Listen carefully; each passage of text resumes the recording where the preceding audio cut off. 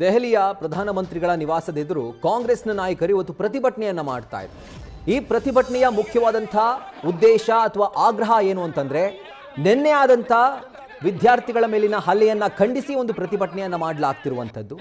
ಆ ಸಂದರ್ಭದಲ್ಲಿ ಯಾವ ದೌರ್ಜನ್ಯವನ್ನ ದೆಹಲಿ ಪೊಲೀಸರು ವಿದ್ಯಾರ್ಥಿಗಳ ಮೇಲೆ ಎಸಗಿದ್ದಾರೋ ಅದರ ನೇರ ಹೊಣೆಯನ್ನ ಹೊತ್ತು ಕೇಂದ್ರ ಗೃಹ ಸಚಿವ ಅಮಿತ್ ಶಾ ರಾಜೀನಾಮೆ ಕೊಡಬೇಕು. ಹಾಗೆ ಅದರ ಎಂಟೈರ್ ಜವಾಬ್ದಾರಿಯನ್ನು ಹೊತ್ತು ಪ್ರಧಾನಮಂತ್ರಿ ನರೇಂದ್ರ ಮೋದಿ ಕೂಡ ತಮ್ಮ ಸ್ಥಾನಕ್ಕೆ ರಾಜೀನಾಮೆಯನ್ನು ಕೊಡಬೇಕು ಅನ್ನುವಂಥ ಆಗ್ರಹವನ್ನು ಮಾಡ್ತಾ ಇವತ್ತು 7 ಲೋಕ ಕಲ್ಯಾಣ್ ಮಾರ್ಗದ ಪ್ರಧಾನಿಗಳ ನಿವಾಸದ ಎದುರು ಕಾಂಗ್ರೆಸ್ ನಾಯಕರು ಪ್ರತಿಭಟನೆಯನ್ನ ಮಾಡ್ತಾ ಇದ್ರು. ಆದರೆ ಬೆಳಗ್ಗೆಯಿಂದ ನಡೆದಂತಹ ಪ್ರತಿಭಟನೆ ಇಲ್ಲಿವರೆಗೂ ಕೂಡ ಶಾಂತವಾಗೇ ಇತ್ತು. ಆದರೆ ಈಗ ಒಂದು 15-20 ನಿಮಿಷದ ಹಿಂದೆ ಏಕಾಏಕಿ ದೆಹಲಿ ಪೊಲೀಸರು ಅಲ್ಲಿದ್ದಂಥ ಕಾಂಗ್ರೆಸ್ ನಾಯಕರನ್ನ ಹಾಗೂ ಕಾರ್ಯಕರ್ತರನ್ನ ವಶಕ್ಕೆ ಪಡೆಯುವಂತಹ ಕೆಲಸಕ್ಕೆ ಮುಂದಾಗ್ತಾರೆ. ಈ ವೇಳೆ ಪರಿಸ್ಥಿತಿ ಅಲ್ಲಿ ತಿಕ್ಕಾಟಕ್ಕೆ ಎಡೆ ಮಾಡಿಕೊಡ್ತು, ಉದ್ವಿಗ್ನತೆ ಕಡೆ ಜಾರ್ತು. ಸೊ ಆಗ ಕಾಂಗ್ರೆಸ್ನ ಕಾರ್ಯಕರ್ತರು ಕೂಡ ಇದಕ್ಕೆ ಪ್ರತಿರೋಧವನ್ನು ಒಡ್ತಾರೆ, ವ್ಯಕ್ತಪಡಿಸ್ತಾರೆ.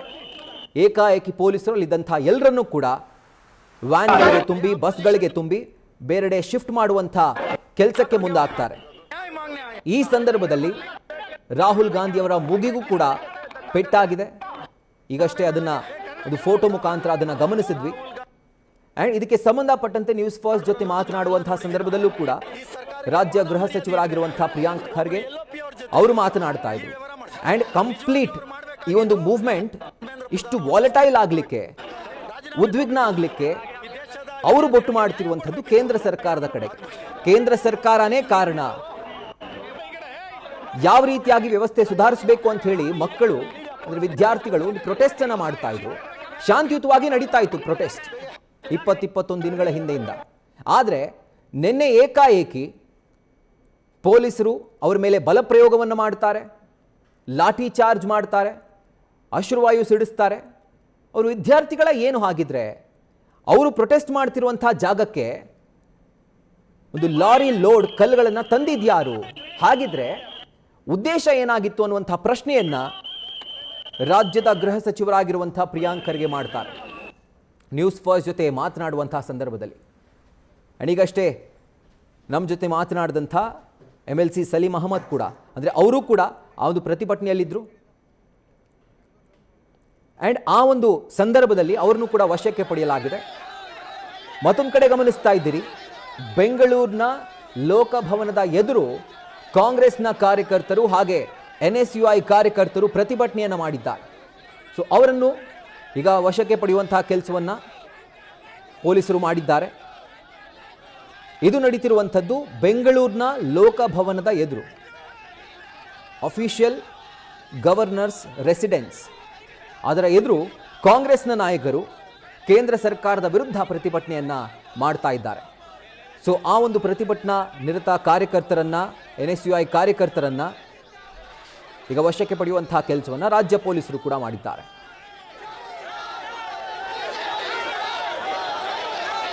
ನೋಡಿದಾಗ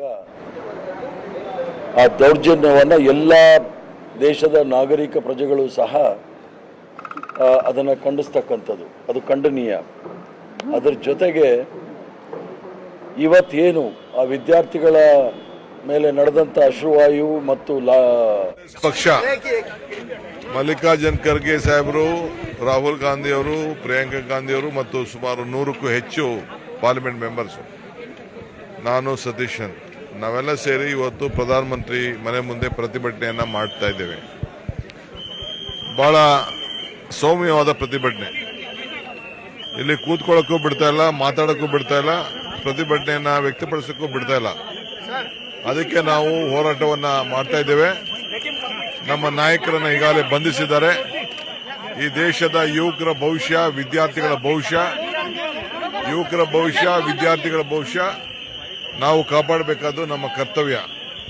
ಆ ದೃಷ್ಟಿಯಿಂದ ನಮ್ಮ ಹೋರಾಟ ಮುಂದುವರಿಯುತ್ತದೆ. ಕರ್ನಾಟಕ ರಾಜ್ಯ ಮತ್ತು ಇಡೀ ರಾಷ್ಟ್ರದಲ್ಲಿ ಈ ಹೋರಾಟವನ್ನು ನಾವು ಮುಂದುವರಿಸ್ತೇವೆ. Democracy in India is happening right now. Democracy in India is happening right now. Democracy in India is happening right now. News first ನಿರ್ಭೀತಿಯಿಂದ ನಿಮ್ಮ ಪರವಾಗಿ.